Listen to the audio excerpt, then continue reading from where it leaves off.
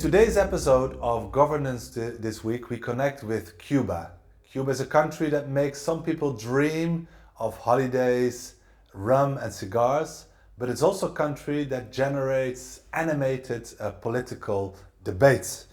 And Carla Vitantonio will help us today scratch beyond the surface of the country's contradictions.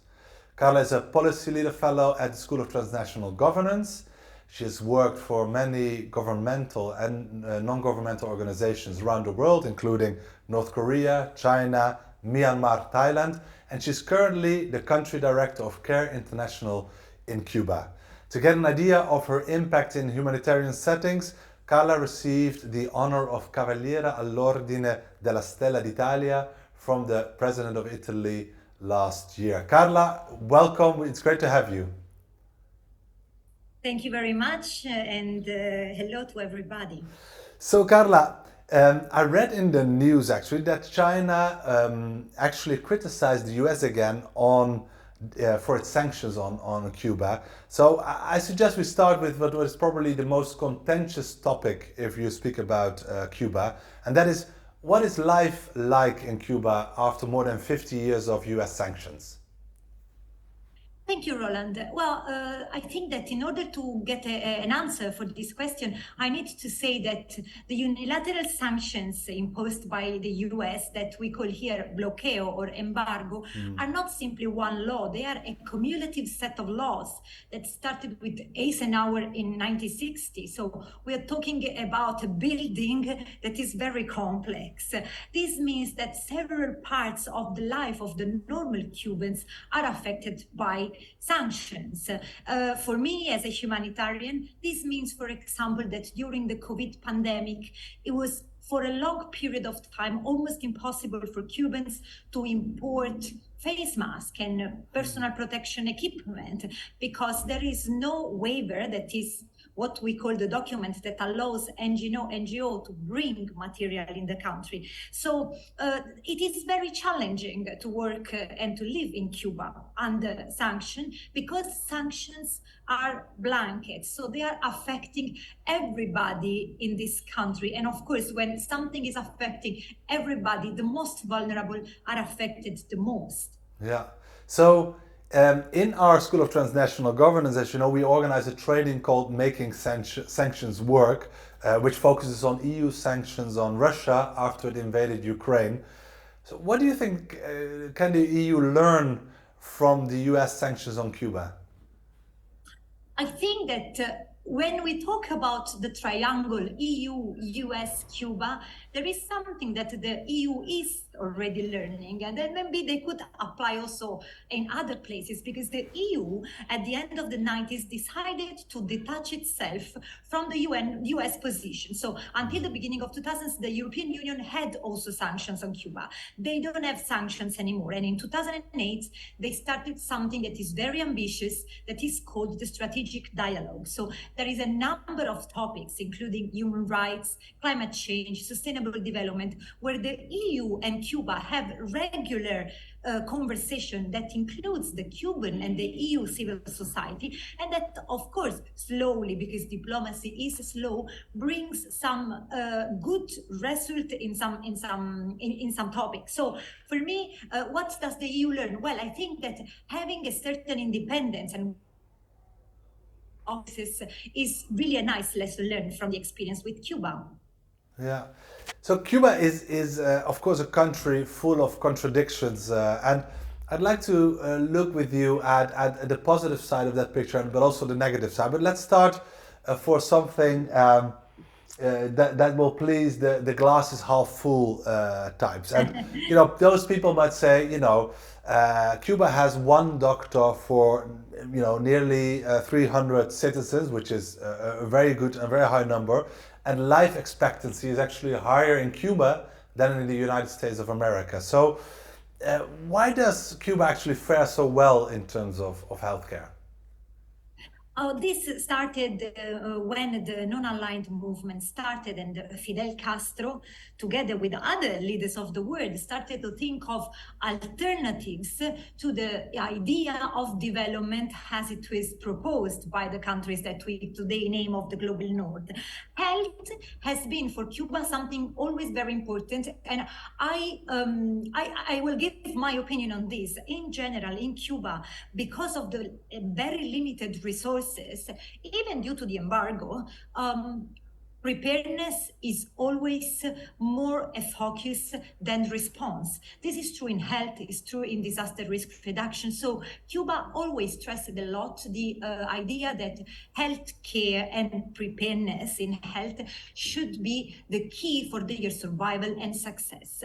And they invested a lot, and this became also the diplomatic business card of Cuba, that of course is not without any criticism. We know that the Cuban doctors are sent abroad for everywhere for what is called humanitarian missions, and they are trained for the most difficult humanitarian crisis, for example, the Ebola crisis, no? Or even, we know in Italy, the COVID crisis, the Cuban doctors were the first that arrived to Italy. And this is not without any controversial reflection, but it's very important for Cuba because also it's linked to the idea that services like education and health in Cuba should be public and accessible to all.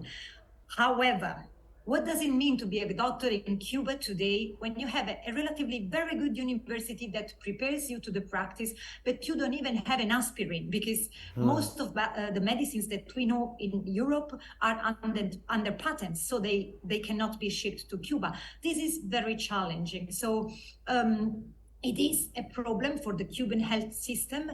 And the second problem is, of course, migration, because the best ones are often starting to leave because they are tired of working in these conditions. Yeah.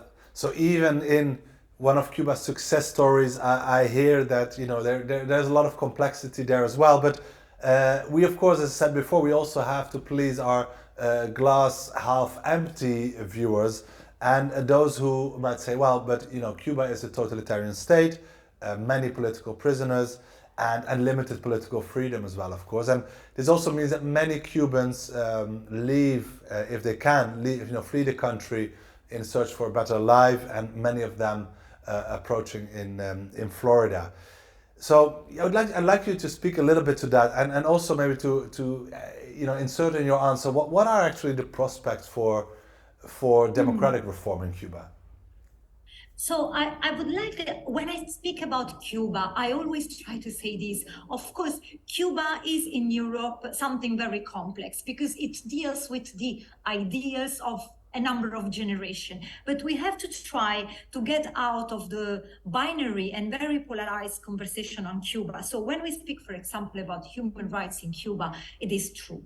There is an issue of freedom of press, freedom of expression. There are about 1,000 people, according to international NGOs that deal with this, that are in prison for political reasons. This is a fact. But this is also a fact that Cuba is the country in the Americas, including the north part of America, where the rights for people belonging to the LGBTQ community are the most advanced. Cuba is one of the first countries in the Americas to have signed the UN Convention for the Rights of People with Disability. So we have to think that Cuba is much more than the polarized system that we see from outside. Imagine that the Cubans have created a word that is Cubansplaining, that they say when they feel that people that don't know anything about Cuba try to explain the complexity of their countries.